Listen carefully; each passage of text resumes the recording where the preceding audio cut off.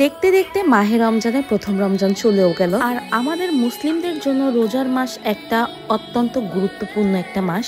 আর এই রমজান মাস নিয়ে আমাদের থাকে নানা রকমের পরিকল্পনা। আর এই রমজান মাসের প্রথম দিন আমাদের কিরকম কাটলো, আমরা কিভাবে ইফতার করলাম, কি কি করলাম, তাই থাকছে এই ব্লগটিতে।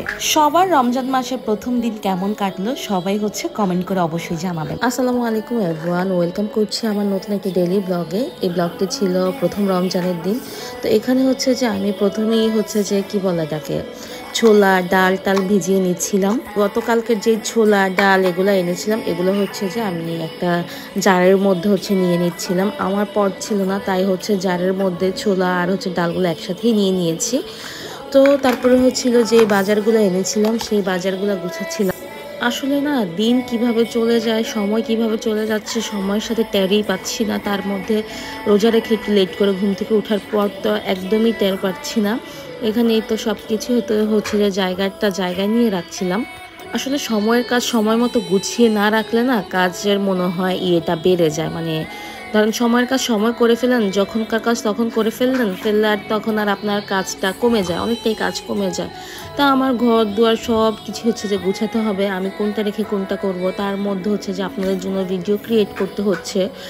তারপরেও আলহামদুলিল্লাহ সব কিছু করতে পেরেছি। আলহামদুলিল্লাহ আমার এত বেশি সমস্যা হয় নাই। আস্তে আস্তে করে যে সব কিছুই করেছি, কোনোটাই মিস যায় নাই। আর এই তো এখানে আমি সবগুলো শশা যে ধুয়ে তারপরে যে আমি মানে এর মধ্যে রেখেছি। আর এখানে ধনিয়া পাতাগুলো যে আমি সব একেবারে করে যে ধনিয়া পাতাগুলো সব বেছে দিয়ে তারপর আর কি কাটবো, এতে করে আমার কাজের সুবিধা হবে। আমি মানে যখন কাটটা তখনই দিয়ে দিব। আর ওই যে একটা কথা বললাম না যে মানে যখনকার কাজ তখন, আগে করলো ঠিক না আবার পরে করলো ঠিক না। যে দেখেন রোজার সময় যদি রোজার কাজগুলো করি সেটা না অন্যরকম একটা ফিল। তো এই তো আমি তারপর চলে গেলাম আপনাদের জন্য শরবত বানানোর জন্য। রোজার আরেকটা মেইন আইটেম যে শরবত না বানালে তো হয়ই না। আর আমার চামচটা একদম ছোট ছিল, পরে কি করেছি আমি চামচটা রেখে একটা খুন্তা এনেছি, খুন্তা এনে তারপরে যে আমি শরবতটা রেডি করেছি। আপনারা কে কি শরবত খান বলেন তো? লেবুর যেই দাম, লেবুর হালি নাকি 200 টাকা নাকি জানি 150 টাকা কে জানি বললো। লেবুর থেকে আমার ভালো ভাই শরবত ট্যাং এনে ট্যাং খাবো, সেটাই অনেক ভালো, সাথে একটা জগ ফ্রি পাবো। এটা ভালো না আপনারা বলেন তো? আপনাদের সবার প্রথম রমজান কেমন কাটলো সবাই যে কমেন্ট করে জানাবেন। আলহামদুলিল্লাহ আমাদের প্রথম রমজান খুবই ভালো কেটেছে, আলহামদুলিল্লাহ আলহামদুলিল্লাহ। আপনাদের সকলের কেমন কেটেছে অবশ্যই যে কমেন্ট করে জানাবেন। তো এই তো আমি এখানে শরবত টরবত রেডি করে তারপর রান্নাঘরে চলে যাব বাকি কাজটা যা যা আছে ওইগুলো করার জন্য। এখানে আমি একদম কাটাকাটি করে সব কিছু রেডি করে নিয়েছি। আর চুলার মধ্যে যে আমি এই যে বুট বলেন, বুট সিদ্ধ বসিয়ে দিয়েছি, আর এখানে ডাল সিদ্ধ বসিয়ে দিয়েছি। আর এই তো এগুলো সিদ্ধ বসিয়ে একদম কমিয়ে দিই। আমরা যে হাজব্যান্ড ওয়াইফ মিলে, আমরা যেহেতু রমজানের বাজার ওইরকম কোনো কিছু করি নাই, ওইগুলা করার জন্য আসলে যাচ্ছিলাম। রমজানের বাজার বলতে বললাম না, আমাদের সব কিছু আমাদের বাসার পাশেই। দেখা যায় কি যে এক সপ্তাহটা করি বা 15 দিন একটা করে আবার যে আবার করতে যাই। আর আমার হাজব্যান্ড এতদিন এত বেশি বিজি ছিল, এত বেশি ব্যস্ত ছিল, যে কারণে আসলে যাওয়া হয়ে ওঠে নাই। তো ওর সাথে যে এগুলো নিয়ে কথা বলছিলাম, দেখো এখন তো আমি কাজ করতাম তোমার জন্য, এখন যে আমার আবার যাওয়া লাগছে। তো এই তো এখানে ওর ছোট বাইকটা নিয়ে যাচ্ছে, আর এই বাইকটা দিয়ে বাজার করতে আমার খুবই সুবিধা মনে হয়, কারণ এই বাইকটা তো অনেক জায়গা। আর এই তো এখানে যে আমরা তরমুজ নিচ্ছিলাম, আর যে ও খেজুর বেছে বেছে নিচ্ছিল।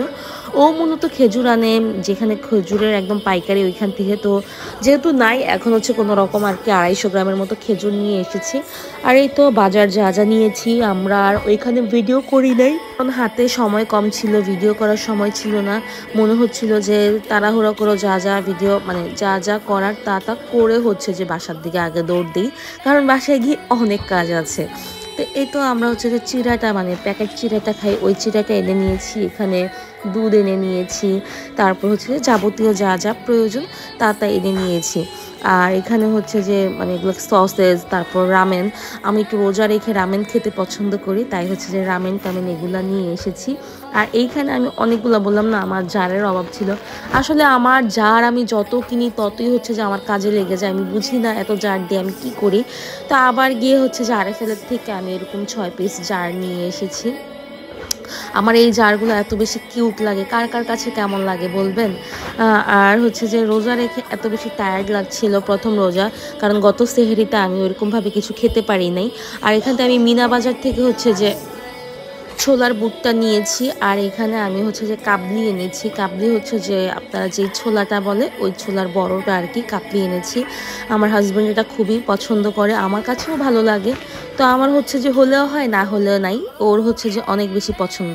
আর এখানে আমি কিছু খেজুর এনেছি, চিনি, তারপর হচ্ছে যে এখানে কি বলে কলা, তারপরে পেয়ারা এনেছি। এই ছিল আমাদের রোজার টুকটাক বাজার সদাই। এই করেছি আমরা রোজার টুকটাক বাজার সদাই। এগুলো হচ্ছে যে দেখা যায় 10-12 দিন যাবে, হয়তো বা আবার করব। কারণ আমি হচ্ছে যে একটু বাজার সদাই করে দেখে দেখে করতে অনেক পছন্দ লাগে। দেখা যায় 10 দিন এক জিনিস খেলে 10 দিন আবার অন্য কিছু খাই, ঘুরিয়ে ঘুরিয়ে খাই। মানে নাগা দ্বারা একদম 10-15 দিন 20 দিন সেম ওয়েতে যাবে, এটা আমার একটুও ভালো লাগে না। আর এই তো আমি আস্তে আস্তে করে সবগুলা জিনিস হচ্ছে যে যার জায়গায় জায়গায় রেখে দিয়েছি। সবাই মনে করবেন না আমি হচ্ছে যে বক্সগুলা এইভাবেই রেখে দিয়েছি, আমি বক্সগুলা ভালো মতো মুছে নিয়েছি। আপনাদেরকে বোঝানোর স্বার্থে আমি হচ্ছে আবার দেখিয়ে দিচ্ছি, আমি হচ্ছে যে এই ন্যাকড়াটা দিয়ে হচ্ছে যে আমি সবগুলো জিনিস মানে মুছে নিয়েছি। আপনারা অনেকেই হয়তো বা বলতে পারেন যে আমি হয়তো, আর আমি হচ্ছে যত কিছু আছে সবগুলো না আমি হচ্ছে যে গুছিয়ে রাখতে পছন্দ করি। এখন বললাম না, আমার জিনিস যাই থাকুক, সাধ্যের মধ্যে যাই থাকুক, আমি যেরকমই থাকুক, যাতে হাতের নাগালে ধরলেই পাই ওরকমভাবে রাখতে পছন্দ করি। ভাই বাসাবাড়ি যদি শপিজের মধ্যেও সাজিয়ে রাখি, বাসাবাড়িতে যদি বাসাবাড়ির ফিল না থাকে, শপিজের মতো সাজিয়ে রাখি, তাহলে তো হয় না। অনেকেই করে, ঠিক আছে, যার যার শখ থেকে করে, কিন্তু সব কিছুই তো সাধ্যের মধ্যে করতে হবে। অন্যের এগুলো দেখে আসলে নিজে কষ্ট পাওয়ার মতো কিছু নাই।